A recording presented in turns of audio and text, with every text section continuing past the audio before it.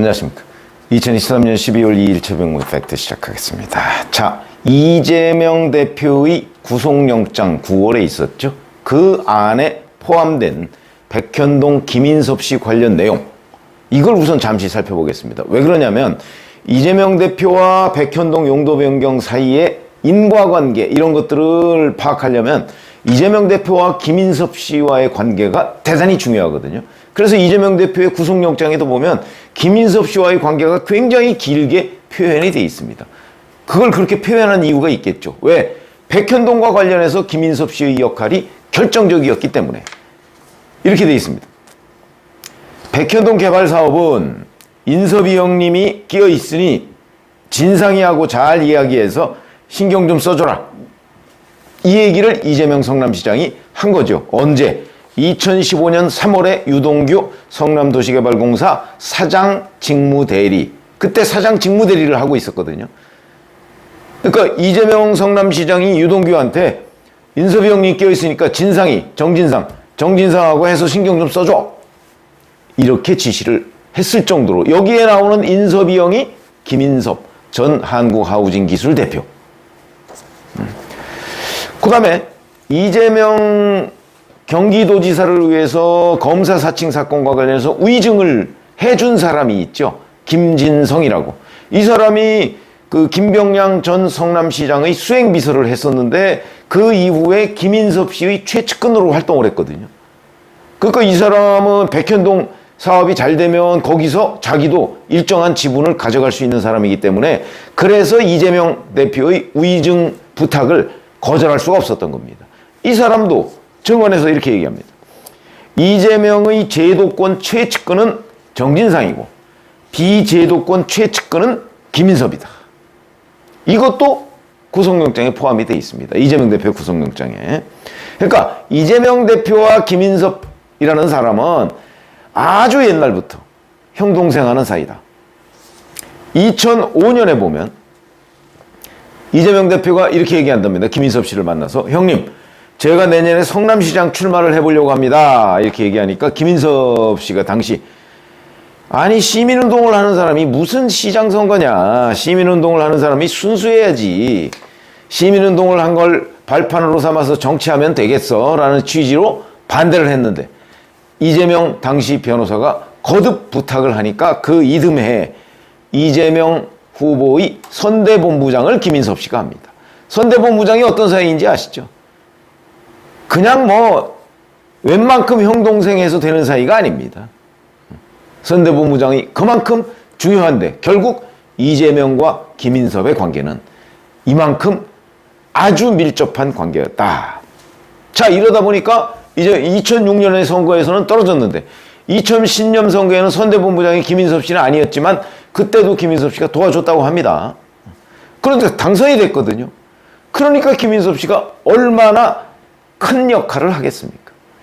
그러니까 대장동 업자인 남욱 변호사의 그 설명에 따르면 그때 성남시에서 김인섭 씨는 허가방으로 통했다는 거 아닙니까? 허가방.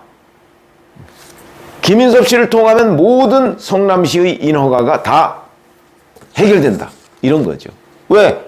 이재명 성남시장의 형님이니까, 인섭이 형님이니까. 이렇게 돼서 그 백현동 아파트를 지으려고 하던 사람이 정바울 아시아디벨로퍼 대표거든요. 이 사람이 한국식품연구원에 백현동 부지를 사서 아파트를 지으려고 하는데 이게 용도 변경을 해줘야 그게 자연녹지거든요. 그러니까 용도 변경을 해줘야 거기에 아파트를 짓는데 용도 변경이 안 되는 겁니다. 자기가 신청해도 안 되고, 그 다음에 한국식품연구원에 있는 그 임직원들을 동원해서 해도 안 되고, 이 사람들이 국토부에다가, 왜냐면 식품연구원 부지를 팔아야 식품연구원이 지방으로 이전하지 않겠습니까? 그런데 안 팔리니까 박근혜 국토부에서 그럼 이것 좀 협조 좀 해줘라, 한 2단계 정도만 상향해서 용도 변경을 좀 올려주면 일단 이 식품연구원 부지는 팔릴 것 같으니까 그렇게 좀 해주세요 라고 얘기하니까 이재명 성남시가 거절합니다. 그러면서 박근혜 국토부에다가 공문을 보내죠.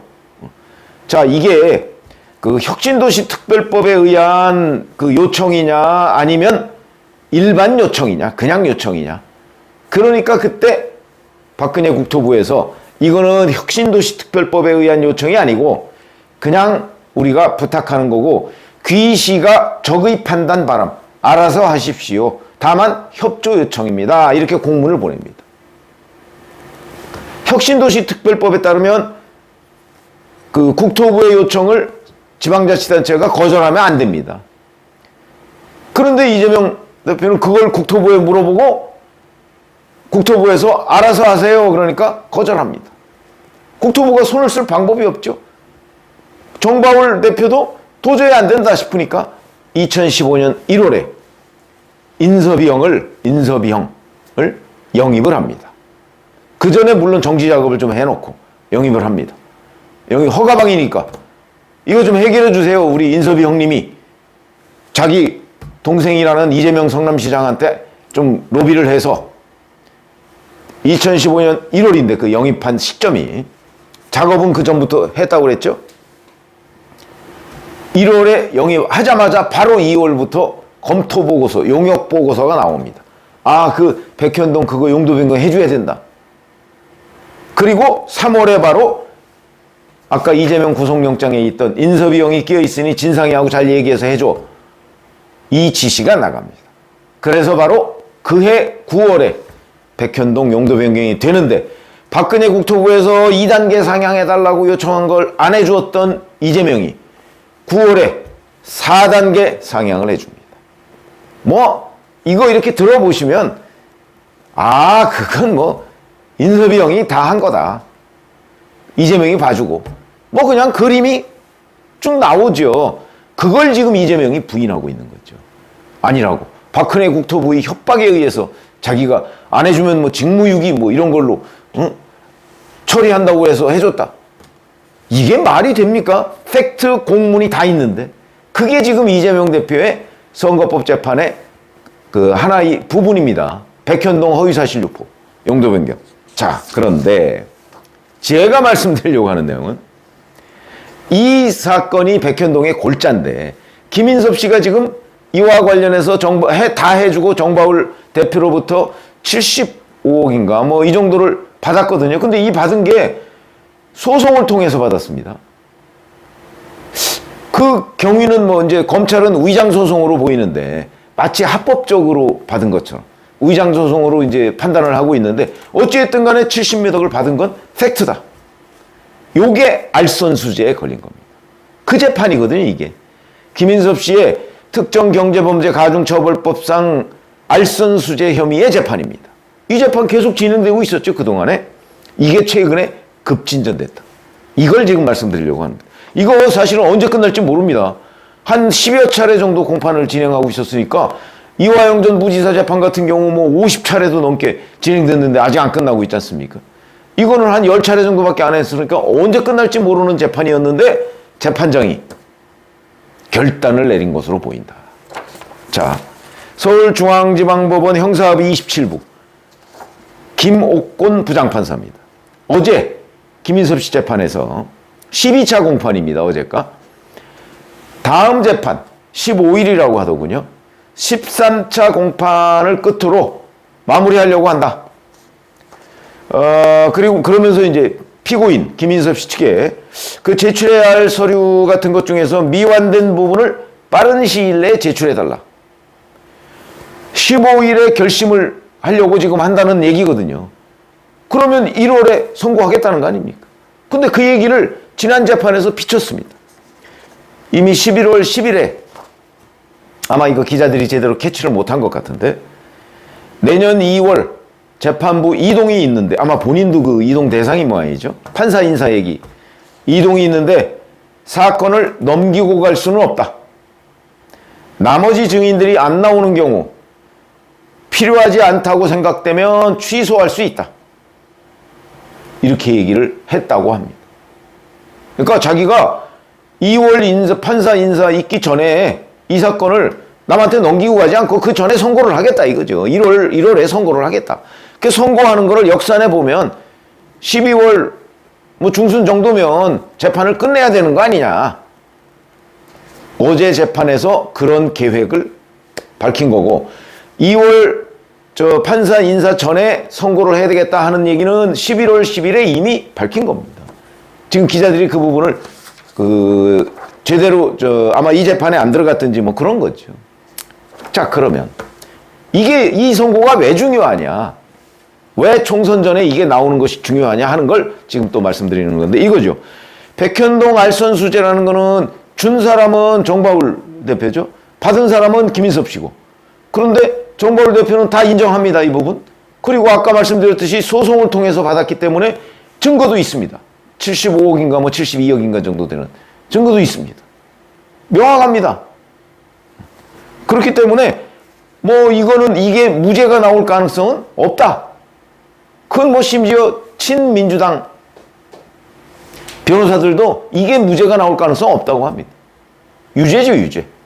그럼 이게 유죄가 나오면 자, 우선 용도 변경이 안 되던 걸 되게 해준 거 아닙니까? 누가 해줬죠? 이재명 성남시장이. 이재명 성남시장이 인섭이 형이라고 부르는 김인섭 씨의 부탁을 받고 용도 변경을 해준 겁니다. 파격적으로.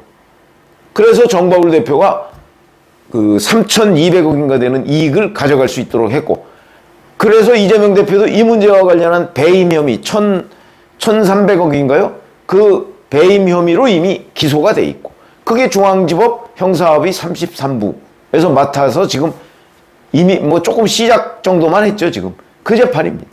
당연히 거기도 영향이 있죠. 그 다음에 이재명 대표의 선거법 재판. 하나는 김문기 씨를 알았느냐 몰랐느냐는 거고, 하나는 백현동 용도 변경이 박근혜 국토부의 협박에 의한 것이냐 아니냐. 협박에 의한 것이라고 얘기했는데 그게 거짓말이다. 이래서 기소가 된 거거든요. 뭐 그게 거짓말이 아니라는 건 뭐 명확하죠. 거기에도 영향을 미쳐. 그러니까 이재명 관련한 모든 재판에 영향을 미치는 백현동 김인섭 씨 재판. 이게 내년 1월에 결론이 난다. 급진전돼서 결론이 안 날 거를 지금 판사가 나 인사 이동 전에 결론 낼 거야. 이렇게 결심을 하니까 그냥 급진전돼 버리는 거죠. 급물살을 타고 있는 겁니다. 자, 그러면 이재명 대표는 11월 30일 자기 최측근인 김용, 제가 조금 전에 해드린 그게 김용의 정치자금이 아니고 이재명의 경선 자금이었다. 이걸 판사가 인정한 거 아닙니까?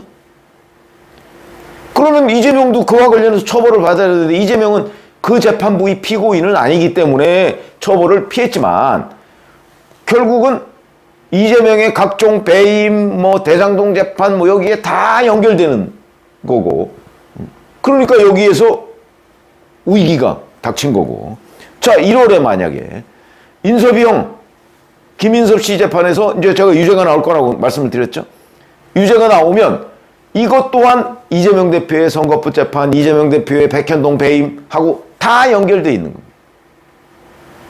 그러면 이재명도 이거에 일종의 파생, 유죄 나온다고 봐야 되는 거죠.